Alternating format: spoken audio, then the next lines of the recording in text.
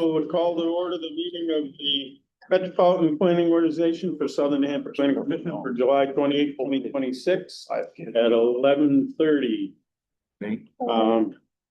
So look for a motion to take action on the minutes of June 23rd. So I'll combine that with a roll call with Nate. So executive apartments in Manchester were. Yep. All right. All right. Are you ready, Nate? Go for it. From the town of Auburn, Bill Jean, Chair. Yes, present and yes. Chris Sterndale.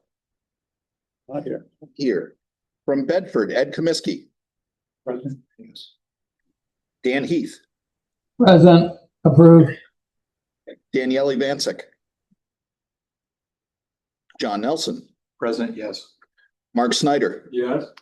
Nadir Ali. From Candia, Ron Labrador. Present, yes. From Chester, Andrew Haddock. Present, yes. Dana Theokas. Deb Munson. Here and yes. From Deerfield, Errol Rhodes. Here and yes. Fred McGarry. Not here. From Derry, Jeff Moulton. Here and yes. John O'Connor. Here and yes. Richard Malaby. Richard Tripp, who just stepped out. He can't stay. He has an appointment this morning. From the town of Francistown, Linda Kuhnhart, I believe, is by phone. She may be the phone caller. Is that you, Linda? Yes, I'm trying. I think, yeah, I tried to unmute myself and hung up. So here I am. It's Linda Kuhnhart. Yes, in favor. Good morning, Linda. Gary Schnackenberg, who I believe is excused today. Yeah. Jennifer Vadney. From Goffstown, Joanne Duffy. Just hang on a second. Shit, I don't know how to do this. Barbara Griffin. Here and abstain. Jacob LaFontaine. Was on her. From Hooksett, Mike Summers. From Londonderry, Art Rugg is excused today. Brian Battaglia. Here and yes. Good morning, Brian. Deb Levins. Yes. Jeff Penta. Patrick Cheatham. Good morning, present and yes. Good morning. Suzanne Brunel. Let the record show Jacob LaFontaine has arrived virtually from Goffstown. Welcome, Jacob. From Manchester, Dan O'Neill is excused today. Eliza Augusta. Evan Shepard, also excused today. Peter Capana. Present and yes. Ray Clement. Here and yes. From New Boston, Ellen Campbell. Present, yes. Jonathan Willard. Here, yes. From Ware, Naomi Bolton. Here from Windham, DJ Withy. Ed LaPointe. Here. Peter Griffin. Here and yes. MPO partner agencies. William Rose from New Hampshire DOT. Present and yes. Jack Wade from New Hampshire DES. Good morning. Present and yes. Mike Whitten from MTA. Present and yes. And from Central New Hampshire Planning Commission, Marshall Carey Matthews. Good morning, Marshall. Hello. And let the record show that just came in.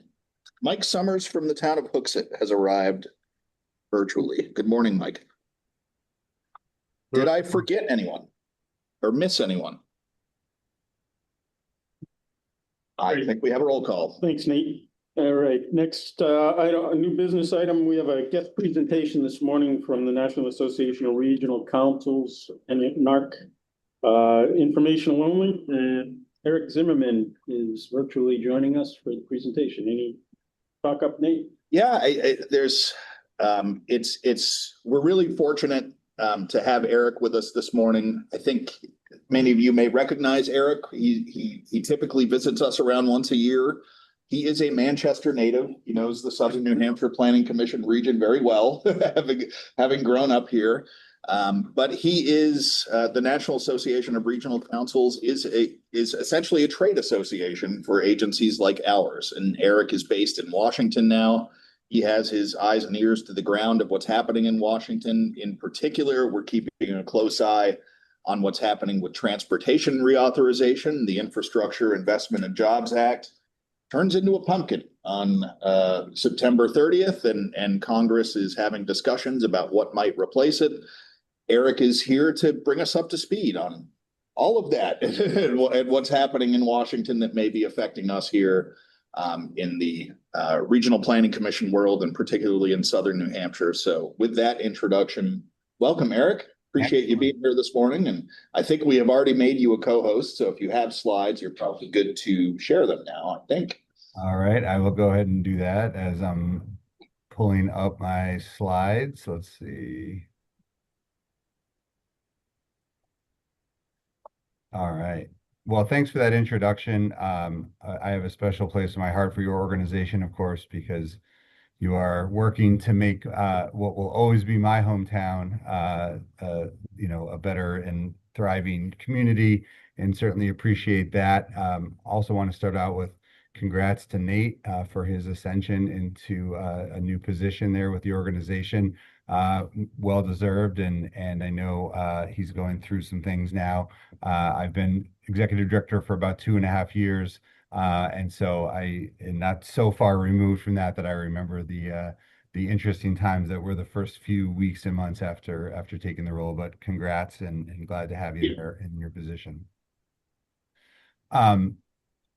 As Nate mentioned, going to walk through a little bit of what's going on right now in Washington, give you sort of an update on some of the things that we're tracking.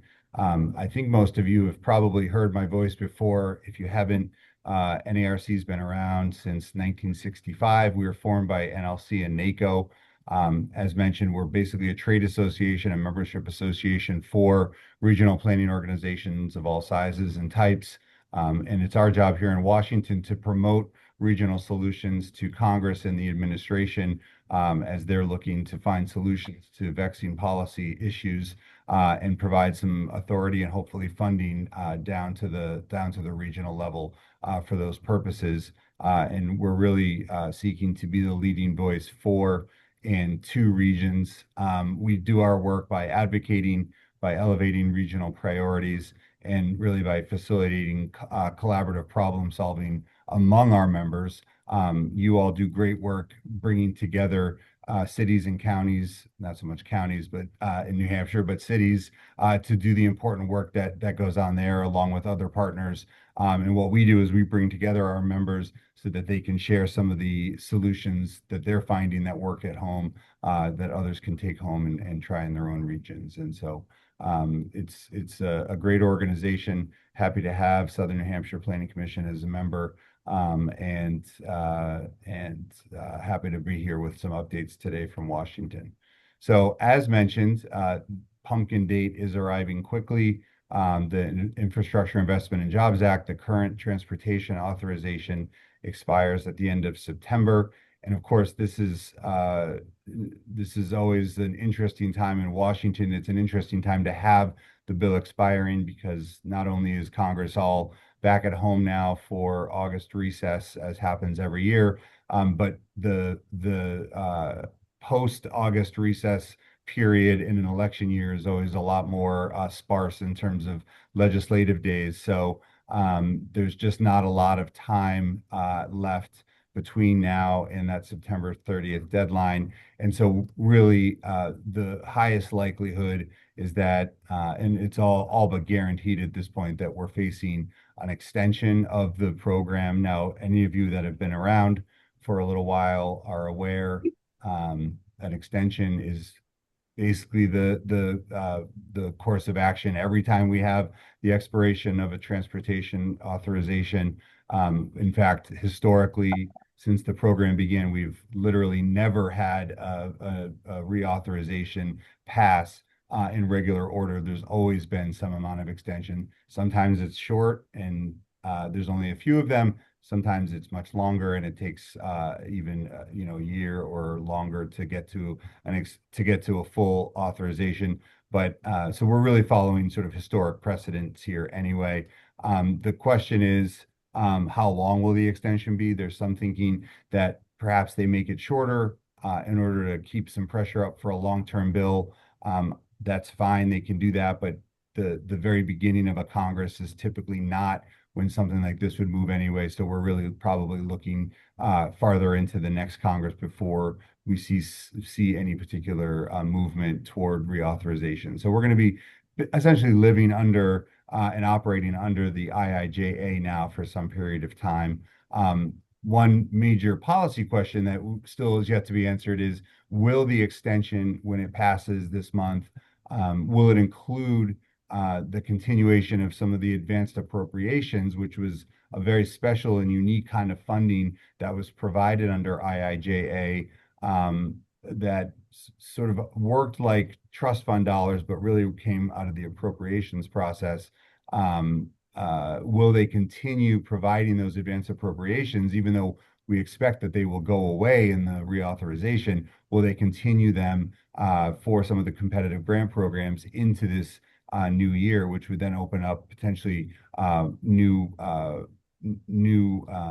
grant application opportunities and things like that. So there's some question there as to what the usually they'll just take the existing legislation and move it forward. In this case, they may actually make some more substantive changes to the legislation before they extend it. But that remains to be seen. We'll get some better sense of that here in the next 6 weeks, but something will have to happen before that September 30th deadline. Of course, in the House, there was action, or at least in the House Transportation and Infrastructure Committee, there was some action on a piece of legislation called the Build America 250 Act. Here are some of the top line programs, some of the key programs for MPOs across the nation, including the Surface Transportation Block Grant Program, where a lot of your program and project dollars come from, and transportation alternatives, which are the project dollars for bicycle and pedestrian projects. You can see the growth there, 15% increase in funding for both of those programs, 12% or so increase for the CMAQ program for air quality programming. Importantly, a decent size increase for the Metropolitan planning funding, which is, of course, the funding that your organization receives to keep the lights on, as we like to say, basically allows for the operations of MPOs across the nation to do the work that they do. And then I'll talk a little bit about some of the bridge formula funding, but a very sizable increase in bridge formula funding to do some of those important bridge programs, bridge projects across the nation. So overall, a reasonable increase. Honestly, I think typically they're actually trying to increase the overall funding more significantly, so that your year over year increase is a little bit higher. I think they're finding some constraints. The Highway Trust Fund, of course, remains a constant constraint, as we're constantly in negative territory in terms of how much funding the trust fund brings in. But I think they were feeling some other constraints as well on the funding side, and so the increase isn't as large as you would typically see in a reauthorization, which I honestly, frankly, think is part of why it's a little harder to gin up some of the enthusiasm you might need in order to see something get passed. So some specific provisions that are of particular interest for you and other MPOs. First, an increased cost share on those metropolitan planning funds, so from 80% to 90%. So the local match dollars would have to be only 10% of the total spend instead of the 20% that it is now, allowing for a little bit easier time to spend those PL dollars. In addition, there would be a process set up where MPOs can essentially apply to receive their PL funds directly, gaining 2-year obligation limitation on those funds, access to the federal fiscal management system, and the authority to spend those dollars directly without needing approval from your state DOT. There's also an expansion of the eligible uses for some of those PL funds to include project administration, design, technical assistance, studies, data acquisition. So a broader array of uses would be allowed under the PL program. And then an opportunity to reduce the administrative burden, allowing for tip amendments to bypass public review if the project remains unchanged from previous tip. So just a small way to help reduce some of that administrative burden. And in addition, as I mentioned, the Bridge Formula Program, that allows a fairly significant funding, $60+ billion over 5 years in direct funding for bridges. 25% of that is set aside for a competitive process, and it increases the local share or the federal share rather on those bridge projects to 95%. So only 5% contribution locally, which is obviously an inducement to ensure that those dollars are spent without concern for whether local communities are able to come up with the funding to support that.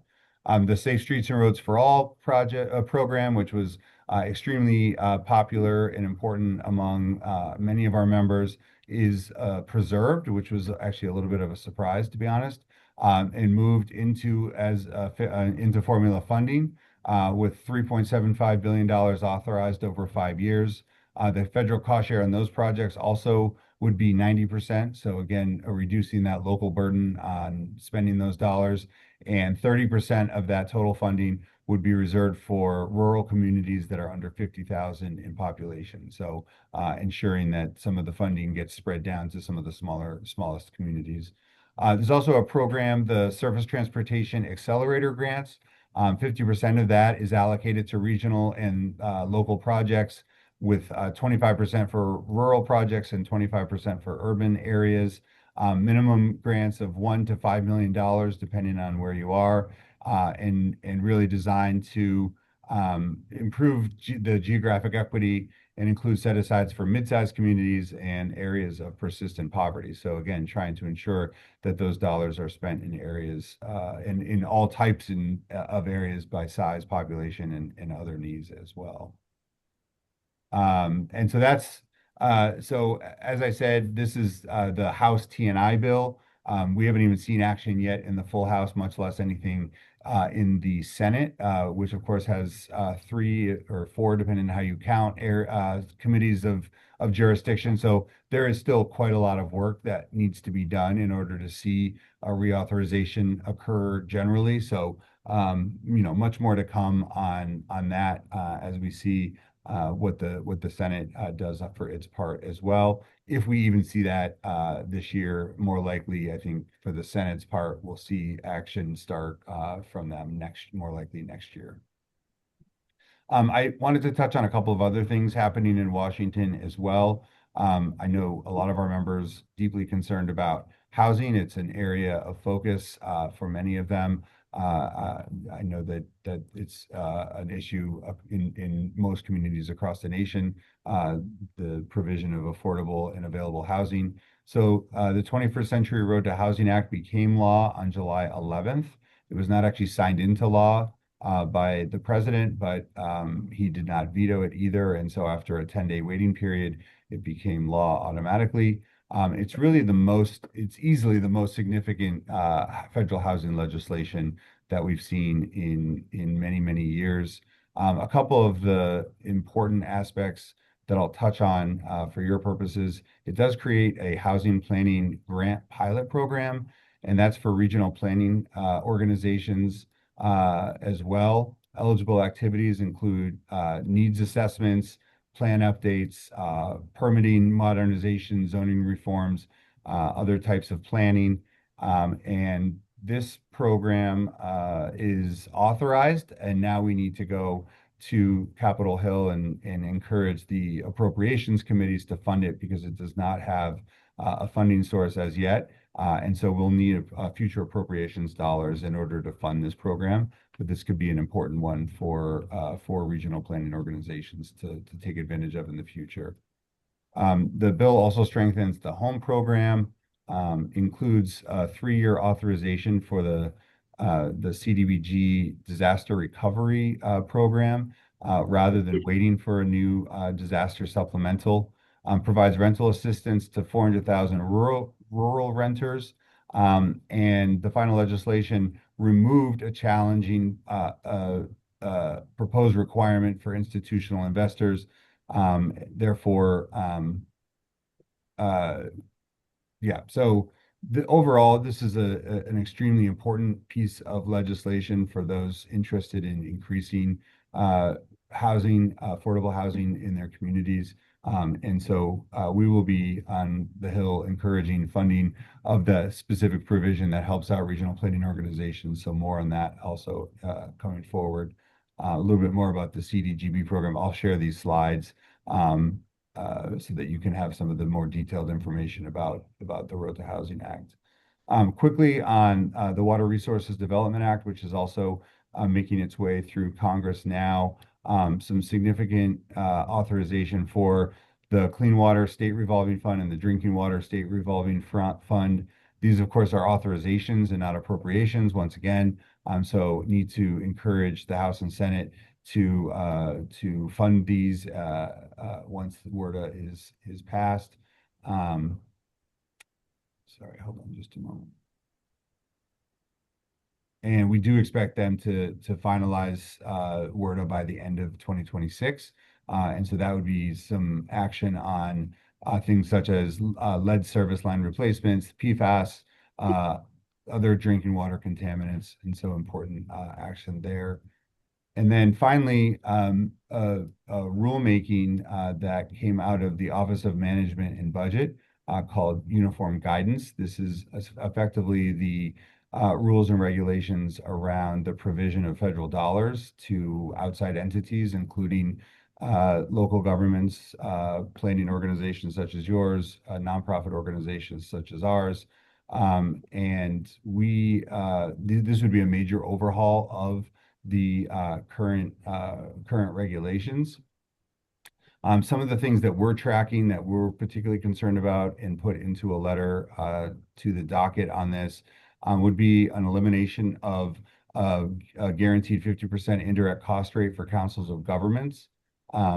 It also creates grant preferences for organizations with the lowest indirect rates, which is often particularly challenging for organizations in smaller areas with smaller staff where are just less people to spread cost around to. And so the indirect rates tend to be quite a bit higher. And so that creates a sort of perverse incentive there. A new reputational risk standard that would allow agencies to terminate grants based on perceived harm, which is really a very subjective standard to allow them to apply to the provision of grant dollars. Uncertainty about how demographic data and planning activities will be treated. A new requirement that for individual approval, so instead of a potential overall approval for things like conferences, memberships, and subscriptions in your UPWP, it's possible that there would have to be an individual approval at the federal level for each of those activities at every turn. So these are potentially very impactful changes to OMB regulations.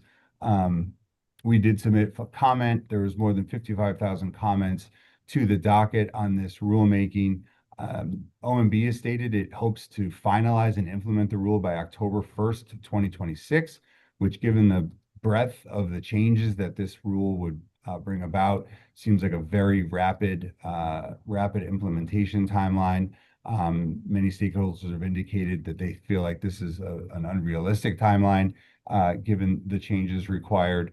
And so there's really implementation and compliance challenges that will need to be worked out in the short and medium and frankly long term about what some of these changes are going to mean. We do expect there will be some level of lawsuit brought on this, potentially delaying implementation or potentially allowing the rule to take effect while litigation proceeds. There was a recent ruling just last week, maybe it was the week before, that struck down, that basically indicated that permitting agencies to terminate grants based on program goals that were developed after the grant was provided would not be allowed. So there's still quite a bit to be worked out. That's a very narrow piece of what the administration is trying to do here. I expect there will be broader challenges to what they're attempting to do, but this could have a lot of effect, as I said, on not only on the Planning Commission itself, but on ourselves and other organizations that you might belong to as members, and really for anybody that receives any level of federal funding at the government and NGO level. So something that we'll certainly keep an eye on, provide updates and information as things proceed.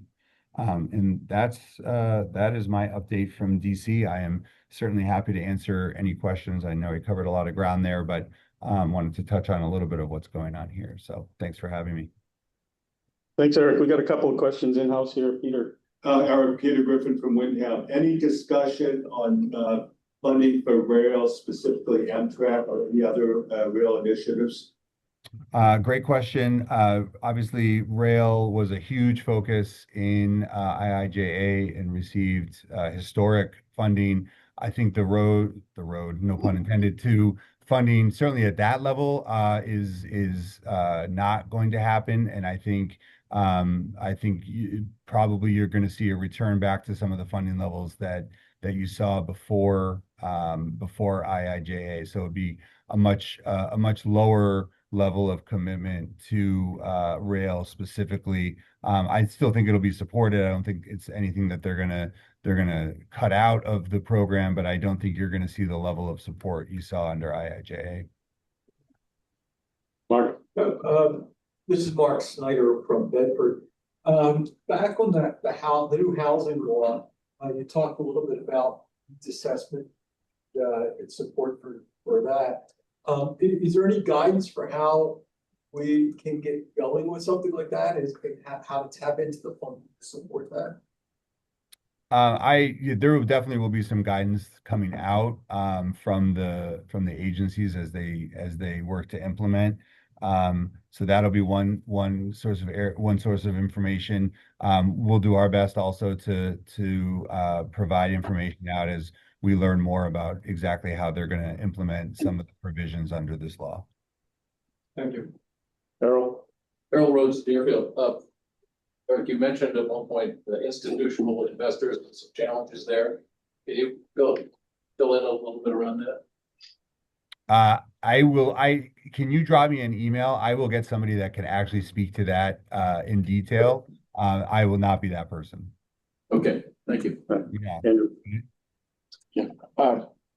Eric, your first Build America 250 slide showed the percentage increases for 5 or 6 different programs across that is that percentage increase per year, or is that across the total 5 years? That's across the 5 years, yeah. So that's, you're really only looking at 3% per year, and typically what they'll do is it'll be higher the first year. So it might be a bigger portion of that in the first year, and then a smaller percentage increase the following 4 years. But you're really looking at an average of 3% growth in STBG, transportation alternatives, a little bit higher in PL, but that's where it's harder to see the excitement in such as a modest increase overall in total funding. Okay, so then the first three categories basically are at or below inflation. Yeah, I think they're generally pegged pretty close to inflation, maybe below, depending, on what you look at. Yes, that's the short answer. And that's just, that's the reality I feel like they thought they were operating in, and so that's where we ended up. Any other questions in-house? Any questions virtually? I didn't see any in the chat. Anybody? I think one thing that's important to note is that the Build America 250 is only through only has made it through the Transportation and Infrastructure Committee. Hasn't, the Senate may have other ideas, the full House may, have other ideas. A new Congress may appear, after elections that may have different ideas than what's in Build America 250. So, that's just kind of a snapshot in time of where we are right now on July 28th, 2026. But that Build America 250 Act is very much subject to change in any way moving forward. Although the provisions of Build America 250 aren't bad necessarily for us as a regional planning commission and MPO. That higher federal share, the increase in PL funding, those things are, by and large, good news for us. Hopefully they carry through in whatever the final bill ends up being. Yeah, I think that's a good assessment. I think this legislation overall had a lot of provisions that we frankly were asking for. The funding levels were not to the extent that we wanted them. We actually had asked for a very significant increase in PL, specifically up to 1.5% or 2% of the program.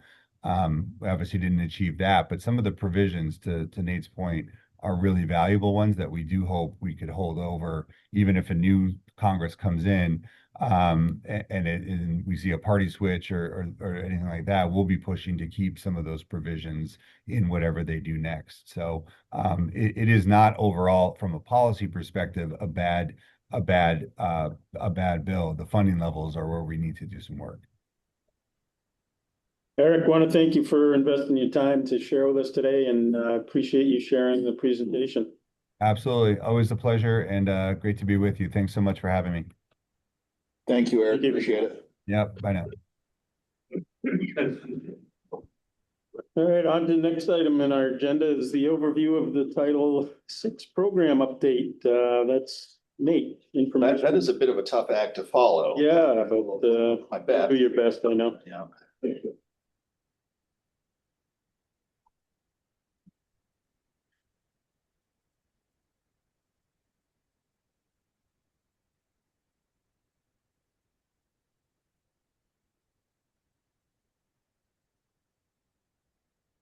All right. Well, over the next few minutes, I will give a brief overview. Can everybody see this in full screen mode online? Yes, we can. Okay, great. I will give a brief overview of our Title VI program update. The full document of this program update was included in your packets, I believe. So I will hit some highlights here. So, as a recipient of federal funding, we are required to have a Title VI program, Title VI of the Civil Rights Act of 1964. And that program is specific to non-discrimination for race, color, and national origin. That's all Title VI covers: race, color, and national origin. So other forms of discrimination, age discrimination, gender discrimination, disability discrimination, none of those things are encompassed in Title VI. Those are all encompassed in other federal regulations. Our Title VI program at the Southern New Hampshire Planning Commission has 4 goals: to ensure the level and quality of transportation services provided without regard to race, color, and national origin, to promote the full and fair participation of all affected populations in transportation decision-making, to prevent the denial, reduction, or delay in benefits related to programs and activities that benefit traditionally underserved populations, and to ensure equal access to programs and activities by persons with limited English proficiency.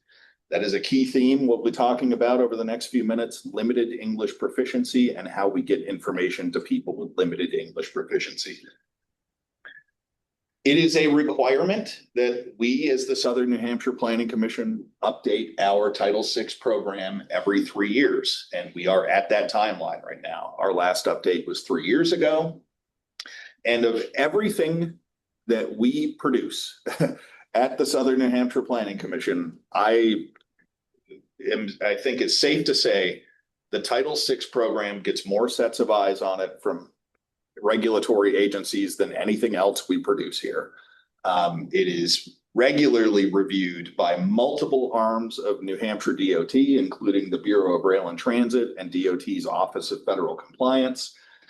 They have a consultant, RLS and Associates, that does compliance reviews of Title VI programs. We also have direct federal reviews as part of our quadrennial MPO review process. Happens every 4 years through both the Federal Highway Administration New Hampshire Division and the Federal Transit Administration Region 1 office. So lots of eyes at both the state and federal level get put on our Title VI program.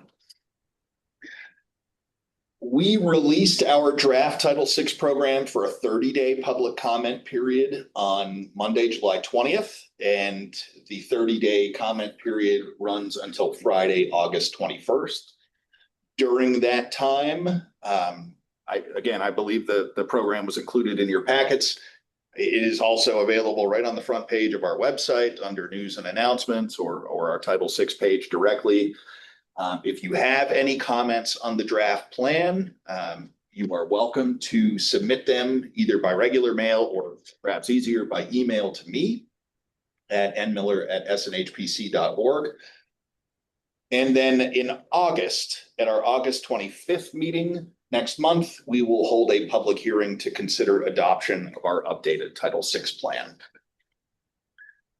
So a few highlights of our Title VI plan. We, as the Southern New Hampshire Planning Commission, are an MPO that serves 14 communities.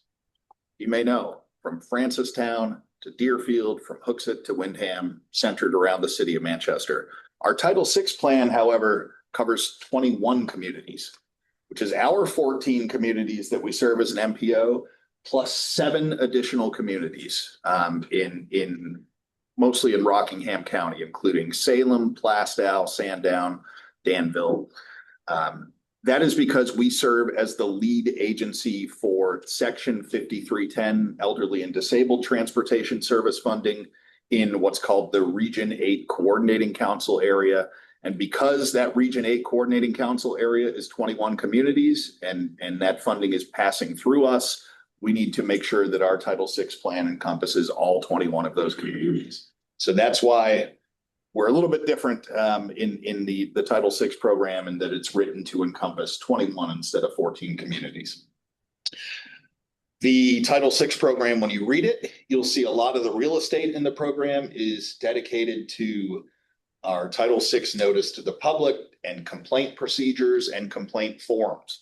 A lot of the Title VI program is ensuring that people have the ability to lodge formal complaints if they feel that they've been discriminated against on the basis of race, color, or national origin in any programs of the Southern New Hampshire Planning Commission. So that is all included in the Title VI program.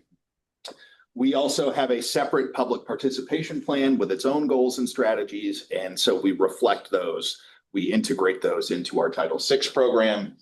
And then lastly, we are required to do a regional demographic assessment.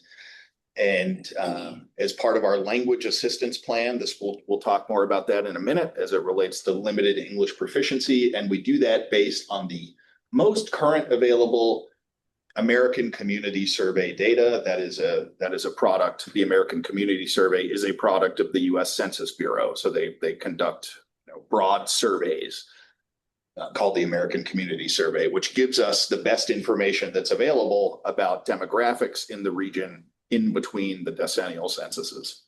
So we are kind of at this, 6 years past the last decennial census and 4 years before the next one. So we're looking at the American Community Survey as the best indication of current conditions. So minority population, we need to, in the Title VI programs, document where minority populations are in the region. And we do that. There is a very detailed table at the census tract level of minority populations. We also have this map. Overall, in that 21 community service area, minority residents comprise 16.8% of the population. And the largest concentration of minority residents is in the city of Manchester, where that average of 16.8% region-wide is exceeded in 23 census tracts in the city of Manchester. And moving into limited English proficiency. So most people abbreviate this as LEP. If you ever hear the acronym LEP, it's limited English proficiency. LEP residents comprise 3.7% of the population of that 21 community service area and is exceeded in 21 census tracts in the city of Manchester. What is limited English proficiency? There's a very specific definition of that is used by the US Census Bureau. It is defined as, quote, individuals who do not speak English as their primary language and who have a limited ability to read, speak, write, or understand English. That is limited English proficiency. So in our demographic analysis, we can't just say that 3.7% of the overall population has limited English proficiency. We have to break it down even further into specific languages as part of a language assistance plan. And the top 4 languages that are spoken by limited English proficient residents in our 21 community service area are Spanish. 5,307 people, or 1.5% of the population, is limited English proficient in Spanish. 1,702 people, or 0.5% of the population, French. 732 people, or 0.2% of the population, speaking Russian, Polish, or other Slavic languages, and 539 people, or 0.2% of the population, speaking Chinese, and it goes on, Vietnamese after that, and et cetera, et cetera. There is a federal regulation that identifies a threshold. That threshold is 1,000 individuals, or 5% of a population eligible to be served. So 1,000 individuals or 5%, whichever is less, is considered to be a safe harbor threshold, above which vital documents need to be provided via translation. Do we exceed that? Well, yes, we exceed 1,000 people in both French and Spanish. So we are above, in our 21 community service area, the safe harbor threshold for both Spanish and French, which means that we need to translate vital documents into both Spanish and French. This is not a change. We have needed to translate vital documents into Spanish and French since we updated this plan 3 years ago. So this isn't a change. We have been translating vital documents into Spanish and French. We will continue translating vital documents into Spanish and French. What are those vital documents? Well, to some extent, we define what vital documents are, and those include our Title VI notice to the public complaint form, Title VI brochure, which is a public-facing brochure about our Title VI process. But probably most regularly, and what you see probably most often, we translate all of the public hearing and public comment period notices for all of our mandatory planning documents. So when we do a TIP amendment, for instance, we are putting a public notice out. That public notice we also translate and post and include in the document in both Spanish and French. So you'll often see, if you've ever gone to our website to download a TIP amendment, you will see a public notice there in English, French, and Spanish, or our Metropolitan plan update, or in the case of this, our Title VI program update. That public notice is available and posted online in English, French, and Spanish. So that makes people aware that we have released this document and are inviting public comment on it. We also need to make sure that we are able to provide service to the general public. And we are a public building. So if somebody walked through the front door of the Southern New Hampshire Planning Commission and walked to our front desk. Yep. Oh, sorry. I thought somebody else was watching this. Okay. If somebody walked through the front door to the front desk and spoke a language that we didn't understand and didn't speak internally here, we have a responsibility to provide service to that person. We need to figure out what they need as a member of the public and how to serve them. And so the way that we do that, which is not an occurrence that happens regularly here, but we do have a binder called an I Speak binder at the front desk, and if somebody came in speaking a language that we don't know or understand, we would give them that binder, and in that binder is just a series of pages that have, I speak this language, written in many different languages, dozens and dozens of different languages, and the person would flip through that binder and point to the one they speak to, and at that point, we would know that they speak Vietnamese, and we would have a path forward. So once we knew what language they spoke, we would then call an interpretation service. And there are a couple that are available by telephone, the language bank and the language line. Call them, say, I have somebody, I need translation service. I have somebody here who speaks Vietnamese. They would put a Vietnamese translator on the line. The phone would then go to the member of the public, and the translator could communicate what is needed. So that's a long explanation to a process that we must have in place to be able to serve members of the public who speak different languages and come in here. We are incorporating Google Translate technology into our website. It's not an official translation, but it's pretty helpful in navigating things. This is just a pull-down menu in the corner of the website where you can select a language and the website text will translate to that language based on what you pull down on the Google Translate. That will help people potentially navigate to different areas of our website. And then lastly, if we are requested to, we will translate vital documents into any other language upon request. So if we must translate into Spanish and French, but if somebody requested a translation in Chinese because they needed that, we would do that at no charge. That is, our responsibility. So as I mentioned, our Title VI program is out right now for a 30-day public comment period. Prior to posting it, it was reviewed by RLS and Associates working under the umbrella of the DOT Office of Federal Compliance. They were very complimentary of our Title VI program and the level of comprehensiveness that we have in our Title VI program. They had a few minor comments, which we did incorporate into the draft that got posted.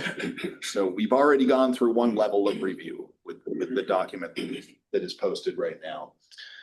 We'll welcome any comments you may have today, if you have any. At the same time, this won't be your only opportunity to comment or send us comments on the Title VI plan. You could always email me or send us comments in between this meeting and the next meeting, as well as, obviously, this will be on the agenda for a public hearing on August 25th, and we'd welcome any comments at that time as well. So with that, I will stop and answer any questions if there are any. Errol. So 2 questions. One, your obligation is simply to provide the notice in French and Spanish, and not to provide the document unless requested. Unless requested, yeah. Okay. But that second obligation is for any language.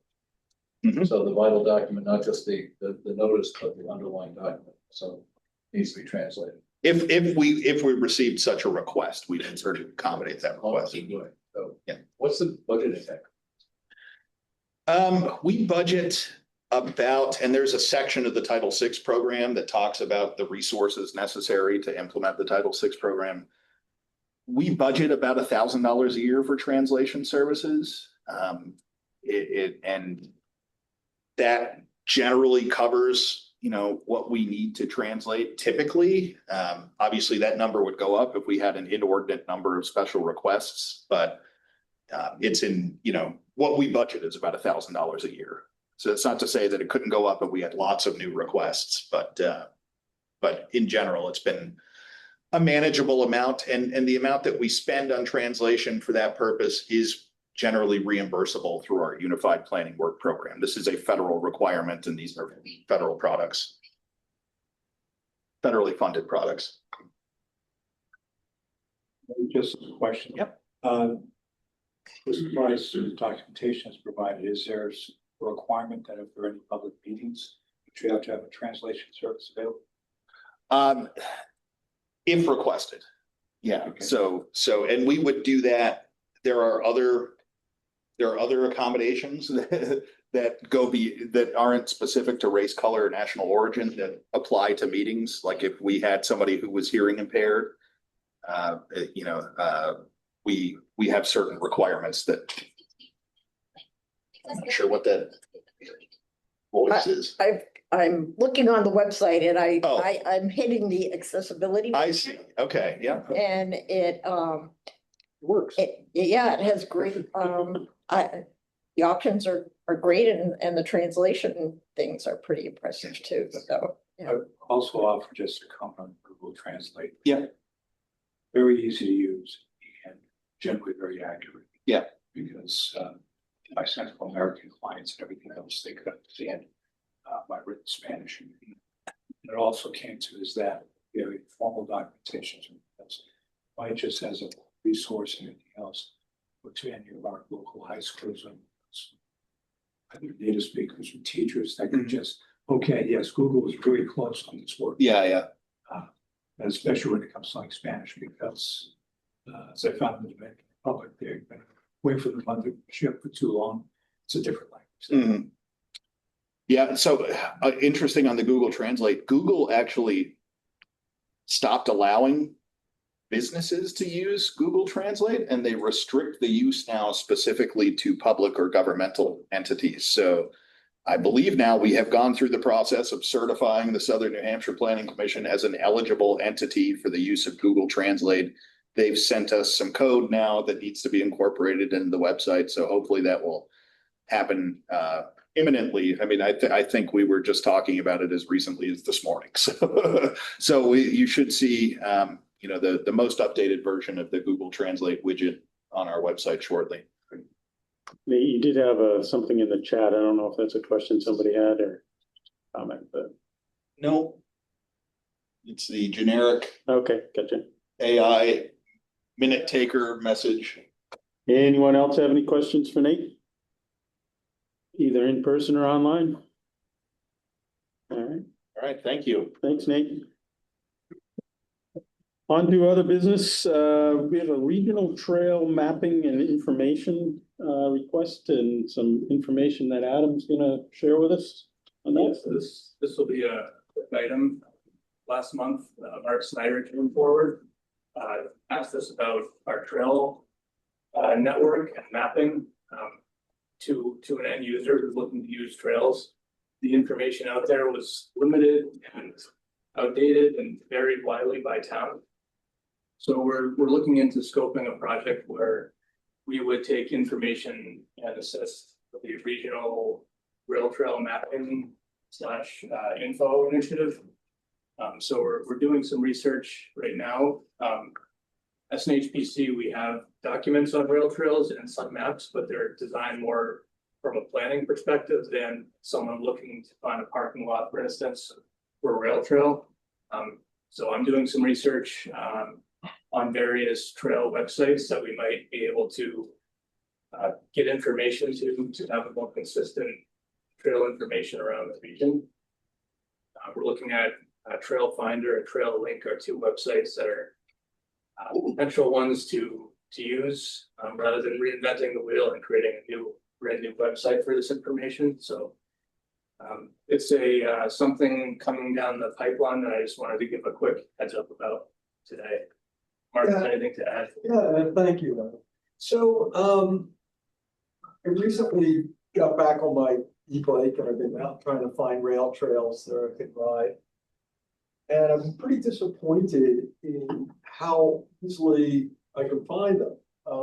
We've got a number of good rail trails, not only, when I say rail trails, I'm talking about trails where people can generally ride bicycles, walk, hike, with strollers, rollerblade, equestrian activity.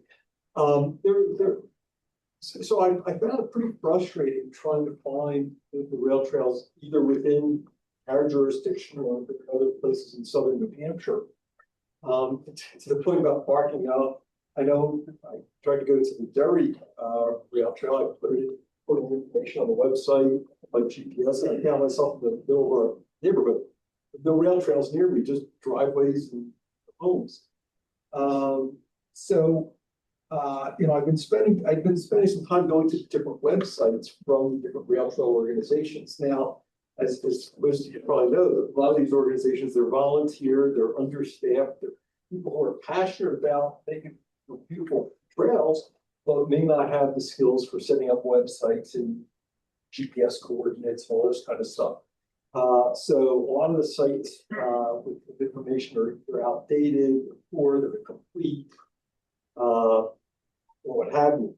So, I come to Nate Adam and I said, wouldn't it be good, one of the things that we could do through SNHPC and perhaps in coordination with other planning commissions in Southern New Hampshire is come together to make it easy for people to find information about and use these trails and to work with the organizations these nonprofit organizations that maintain them, trying to bring it together in consistent ways. Some of the maps you go on some other sites, it's a gross level map that you could not use for navigation. You couldn't find it based on that. You don't know whether it's gravel or concrete or asphalt or what have you. So sometimes they have beautiful pictures and they say, they donate, but it's difficult to use them. So I had encouraged Adam and Nate to try and see what we could do as a planning commission to create a resource, a service for people in the community.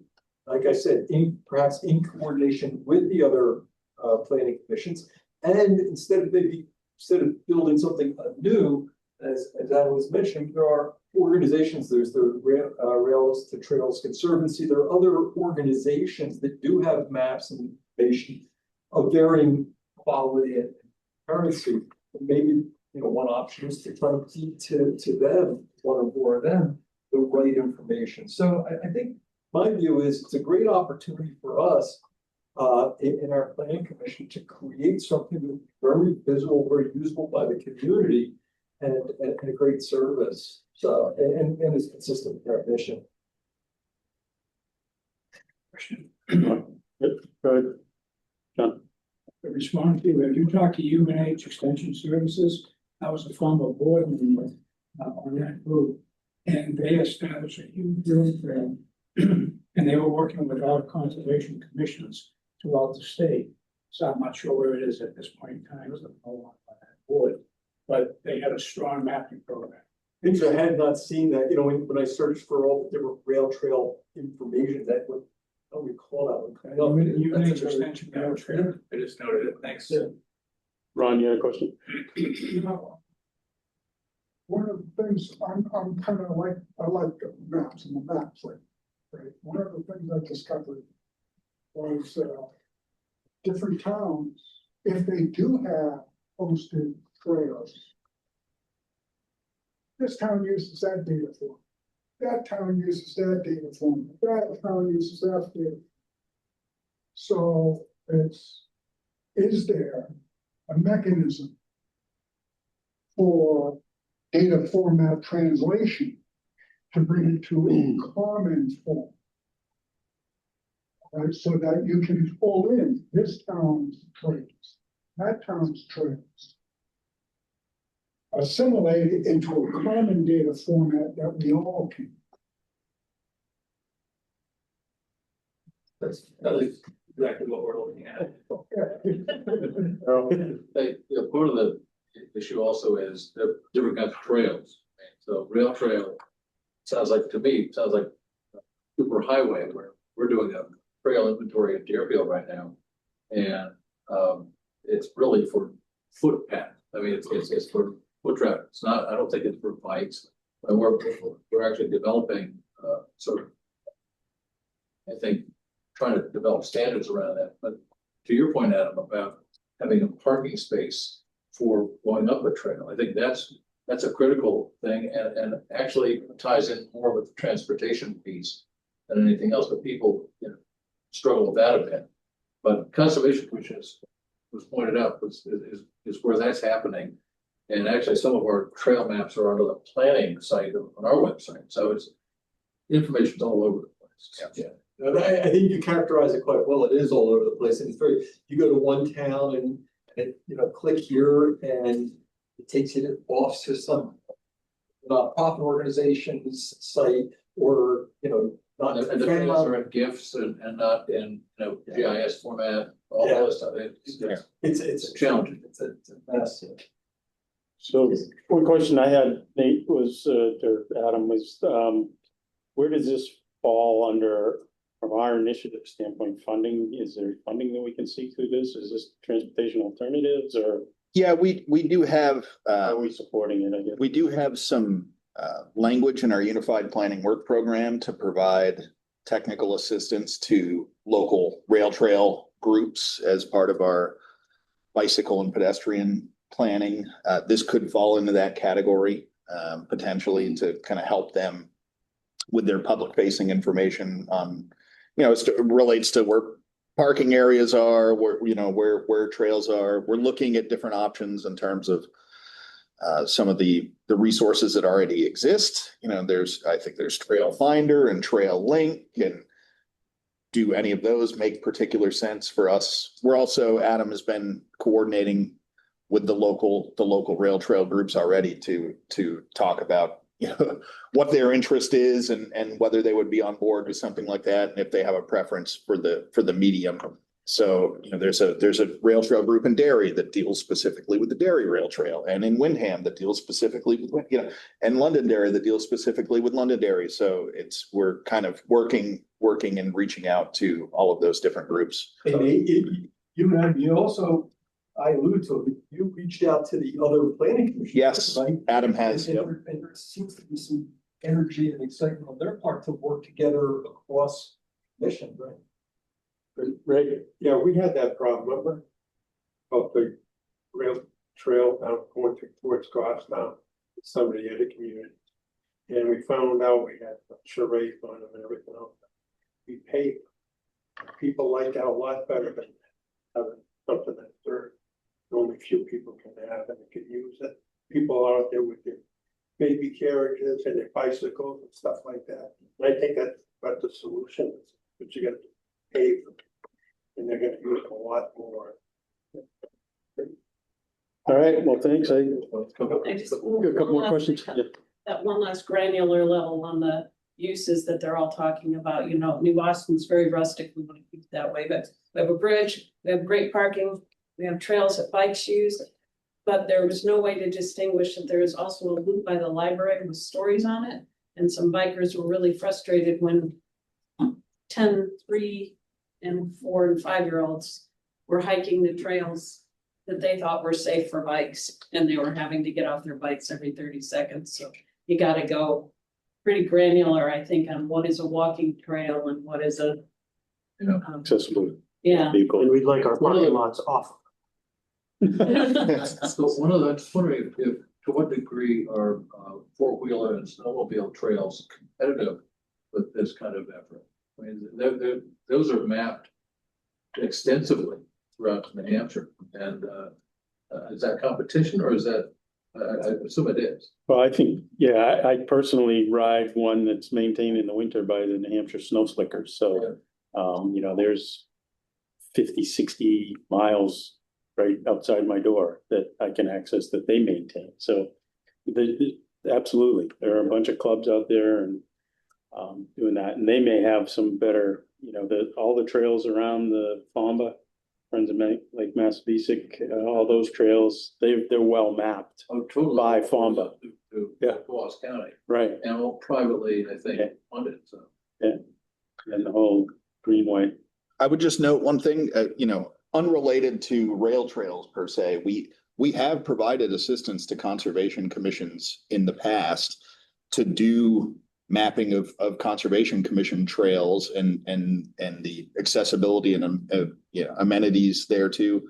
One of them is on the wall, actually, from the town of Windham. That's Deer Leap, the mapping that was done for the Deer Leap Trail for the Windham Conservation Commission, and that's the sort of thing that they might put on a kiosk or in a brochure to help orient, in this case, local folks in the town of Windham to the amenities on that particular trail. So we have done that sort of assistance directly with conservation commissions in the past. Good to know. Good information. All right, any other questions? If none, thank you, Adam? Yes, that concludes our business unless there's other new business that needs to come before the commission or the MPO, sorry. Not, I'll look for a motion to adjourn. Here, second, right? Okay. If you need names. Okay. All right, we're adjourned on the MPO. I'd like to call to order the meeting of the Southern New Hampshire Planning Commission for July 28th, 2026. And we're a few minutes late at 11:35, but or at 12:35, but I think we get a short agenda. So need to take roll call and a motion on the minutes. Harold. Harold. All right. Nate. All right. I'm sorry to jump in. This is Jake Cross. This is my first meeting with you guys. I just got sent from Wyndham as an alternate member. Is there somebody there that can maybe send me the meeting invite for this series going forward? Yeah, thought I did, but yes. Yes, Aloyo will double check and make sure that you're on the list, Jake. Thank you so much. Appreciate it. Yeah. Welcome, by the way. Thank you. Good to see you. Yeah. Thank you. All right, I will go through the roll here from Auburn, Bill Jean. Present, yes. From Bedford, Ed Comiskey. Present, yes. Dan Heath. Present. Aye. John Nelson. Present, yes. Mark Snyder. Present. From Candia, Ron Laverdure. Present, yes. From Chester, Andrew Haddock. President, yes. Deb Munson. Present, yes. From Deerfield, Errol Rhodes. Present. From Derry, Jeff Moulton. Here and yes. John O'Connor. Here, yes. From Francistown, Linda Kuhnhart. Yes, here and yes. From Goffstown, Barbara Griffin. Here and abstain. Jacob LaFontaine. Here and yes. From Hooksett, Mike Summers. Here and yes. From Londonderry, Brian Battaglia. Here and yes. Deb Levens. Present, yes. Patrick Cheatham.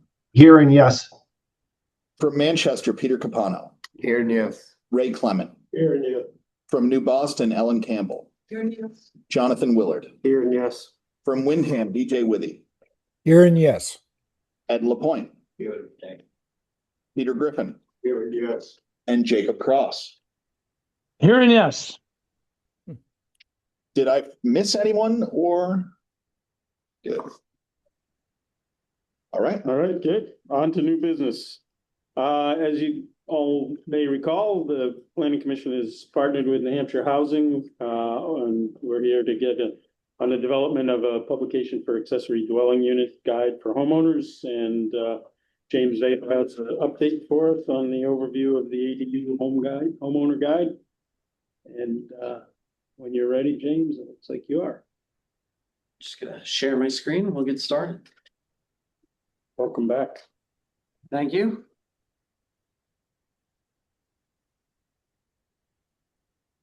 Can someone confirm that full screen mode is visible on online?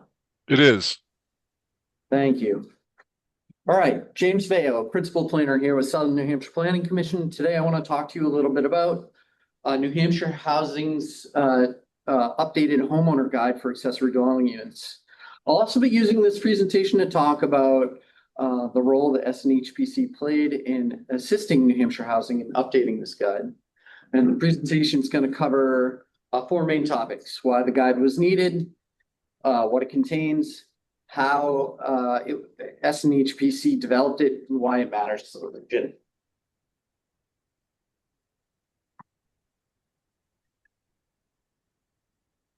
There we go. All right. So the guide was created because homeowners need a clear bridge between the idea of adding an ADU to their home or their property and the act of creating a legal dwelling.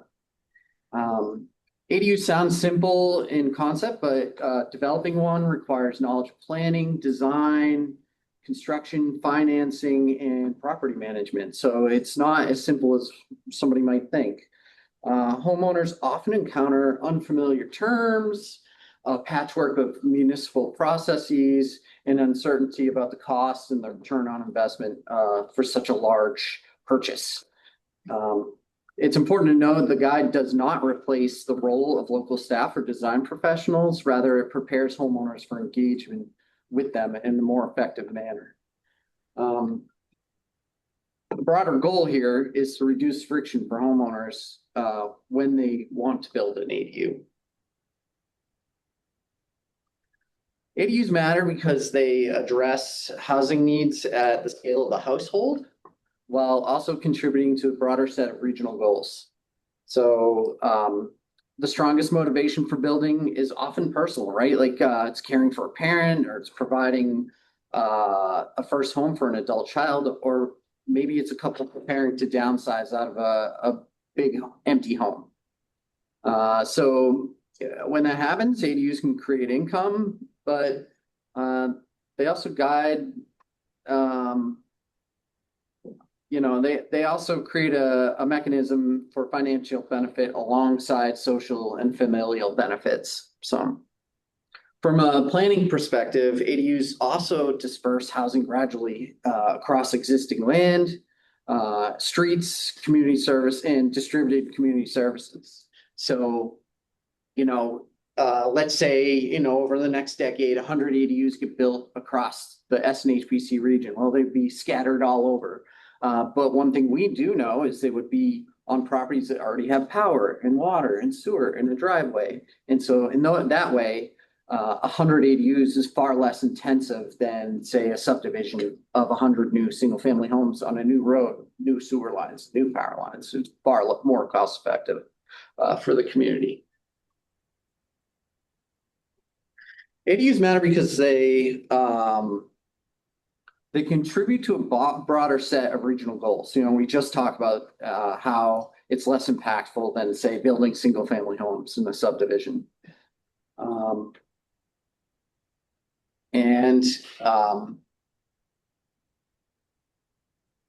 Did I jump over? Yeah, no, this is right.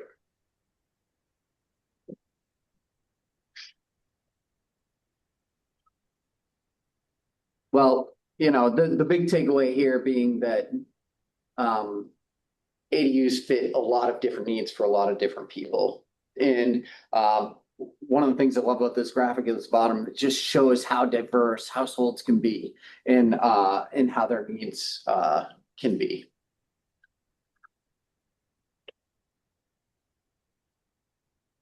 So what was SNHPC's role in all this, right? Well, it was pretty intensive. SNHPC did far more than provide technical review for New Hampshire housing. The commission really led the research and the writing effort that shaped the guide that was released by New Hampshire Housing back in April. Their work required reviewing state law and policy, identifying questions homeowners face, converting that research into usable tools that the layman can understand. SNHPC also developed and conducted qualitative research for the success stories and turned each interview that was conducted into a concise case study, which is in the guide. You can see each homeowner's experience, their ADU, why they built it, and the challenges they experienced along the way. The guide went through an iterative process with New Hampshire Housing where their staff were playing an active role in deciding what content should be included and what the graphical format should be.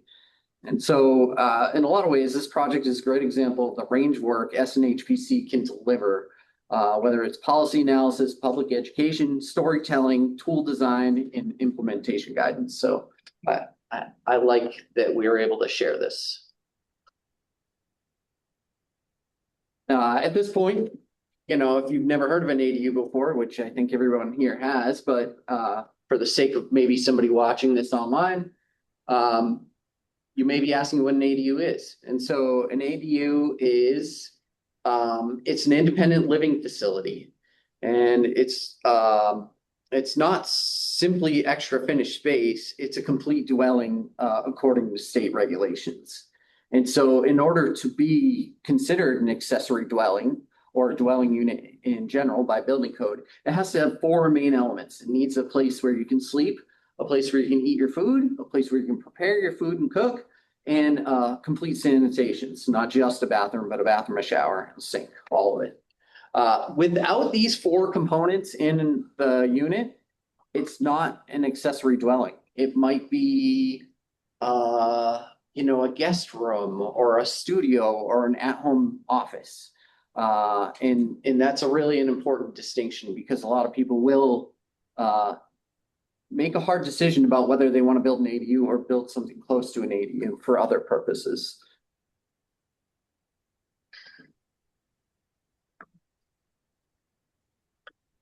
Part of what we did in the design of the guide is encourage homeowners to define the problem that they're trying to solve before they select an ADU type to begin with. And so, there's some core questions they can ask, who will live there? How will their needs change over time? How much privacy do you want between the ADU and your home? What's your budget? What happens after that first use case for the ADU is over? Does it become another type of use? Does somebody else move in there? So these are all questions homeowners want to ask themselves before they finalize their design. So as part of the guide, we developed a questionnaire, which is included as an appendix to the guide. And it contains prompts for homeowners to think about all these questions that we're raising here. I think the guide is also a good example of how SNHPC is able to translate planning practice into a simple, plain language homeowner-facing tool that lets them define goals and then test alternatives before they come to a conclusion.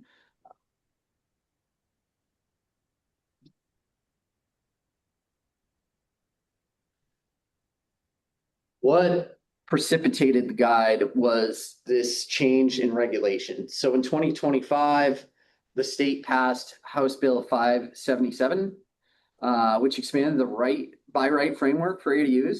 And so prior to 2025, detached ADUs were at the discretion of towns. After 2025, after House Bill 577 passed in 2025, signed into law by the governor, detached ADUs are now a by right case. There are other protections that the state put in place here too, having to do with minimum size, aesthetics of the building, whether boards can hear cases on ADUs, occupancy limitations. These things were all controlled now by the state's regulation. Even though this state has taken more control over what is allowed by right for ADUs, local controls remain in place. So setback, frontage, lot coverage, height, building code compliance, they all still apply. Excuse me. And the state's law still gives the local towns some control over the size of ordinances and other elements. One of the things we did in the guide, because the state law allows for a lot of local control still, is tell homeowners early and often to engage with their town planning or community development office to learn more about what is required and what's allowed. Excuse me for a second, grab a couple of them. Yeah. So the guide also includes a 9-step process that makes the complexity of ADU project feel more manageable and sequential. Now, I know this is too hard to read in the screen, and that's not the point. I encourage you to go read the guide if you want to see this in detail. What's important here is that we broke down the steps and the milestones of an ADU in a way that would be accessible for a typical homeowner who doesn't know anything about building or construction. And so each one of these steps takes people through a chronological process of getting to the point where they have a certificate about occupancy and perhaps things they would consider after somebody's moved into the ADU. Some of these are bolded because they have an appendice at the end of the guide that has further details about how to do some of these things. So that's really useful.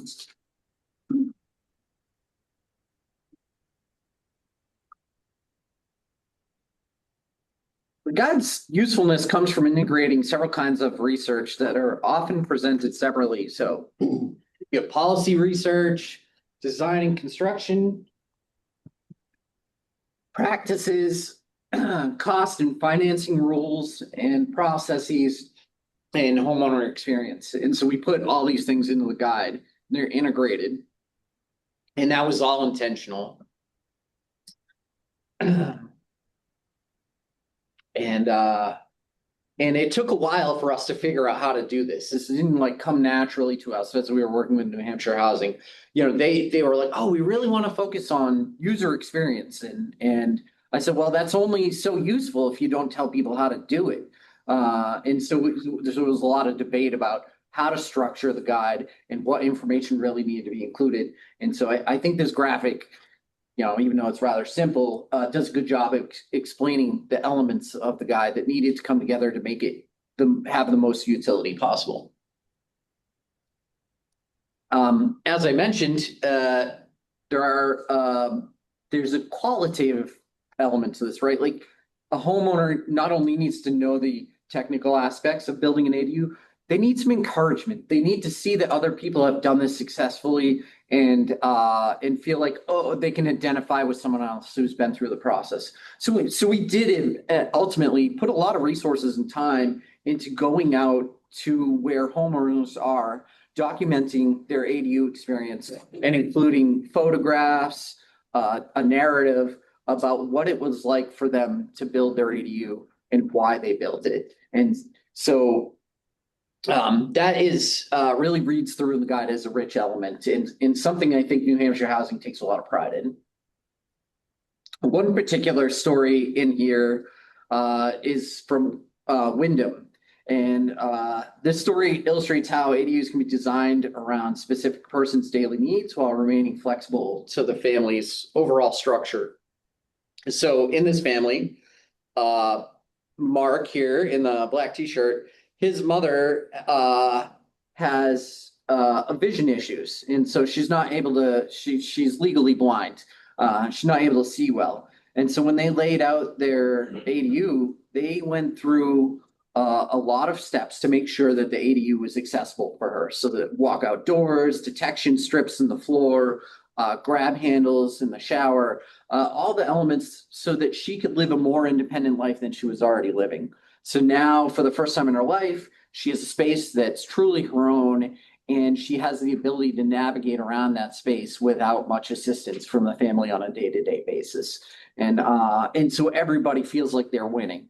They're still close to each other. They still engage daily with one another. But when Mark's mother's ready to retire at the end of the day or wants to get a late start to the day, she has the ability to do that and retain her privacy.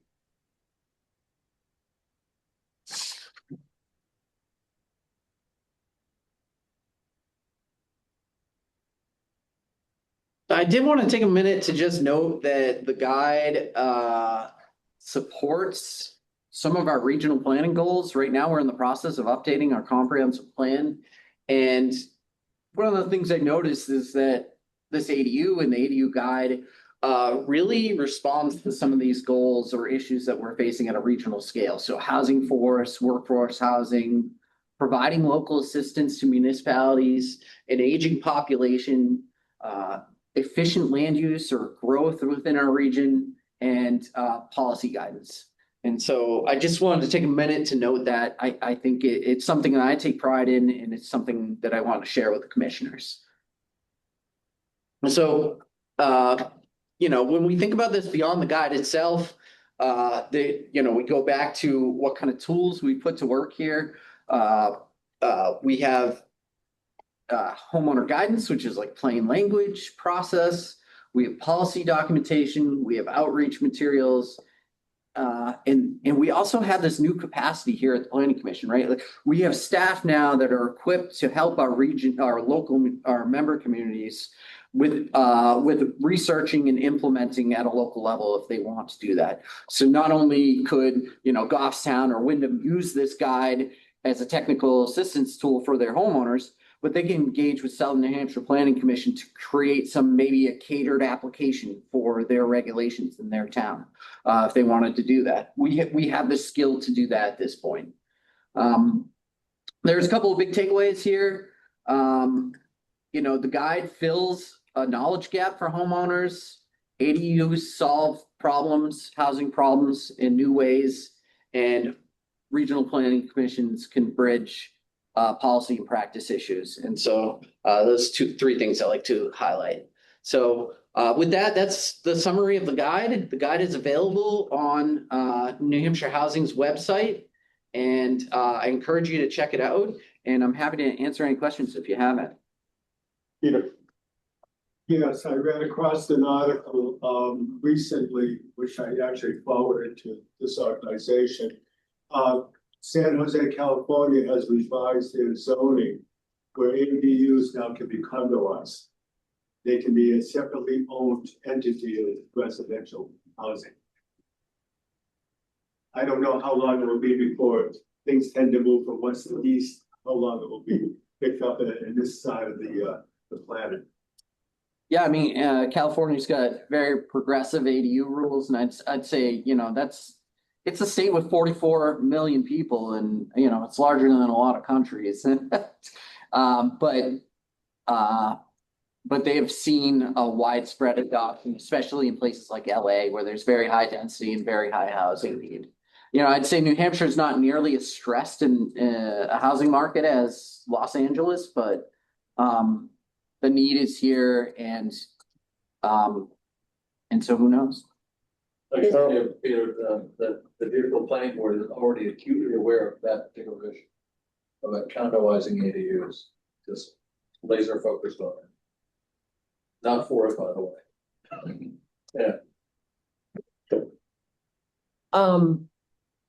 Is there a provision to have more than one ADU per house lot? And so that's a perfect example of where the state has left the door open for local towns to choose. So depending on what your town wants to do now or in the future, they can decide to allow more than one ADU, and they can set a lot of constraints for how they want to do that. They could require the second ADU is income restricted or workforce housing. They could require it be attached to the home, or they could allow it to be detached. It's really up to the towns. Is there anything that really makes them different than adding an apartment unit to a house? I mean, is it just a new name for something that we've always had? Yeah, I think that's true. I think the big difference between now and say 25, 30 years ago is that it's much more formalized now, legally. Ron. Is there any issue where I go home and I wanna put a link to this guy on my hometown website? Are there any issues with doing that? No, you absolutely, you can do that, and that would make New Hampshire Housing very happy. That's why they produce the guide, and they want you to distribute it. Okay, and same thing with town library, asking them to put a link to your SNHPC guide. Well, it is technically New Hampshire Housing's guide. We were contracted by by New Hampshire Housing to do it. And I would go one step further. If you guys are really interested in this, and you want to connect with New Hampshire Housing, I'm sure they would print off a lot of guides for you. Tell them you want 30 guides. They would print them off and deliver them to you. So.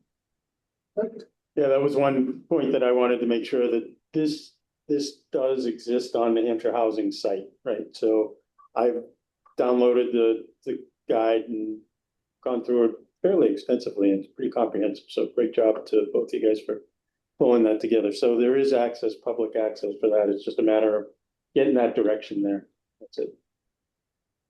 Any other questions for James? Awesome. Thanks for the update. My pleasure. Congrats on the. Yeah, well done. Yeah. Nate, I don't think there's any other items of new business unless someone has new business item to bring before the commission. If not, it'll be 1 o'clock and we'll look for a motion to adjourn. So move. Second. Peter, Carol, all in favor? Aye. Aye. Opposition? We are adjourned. Thank you. Thanks, everyone. So Nate, September Thanks.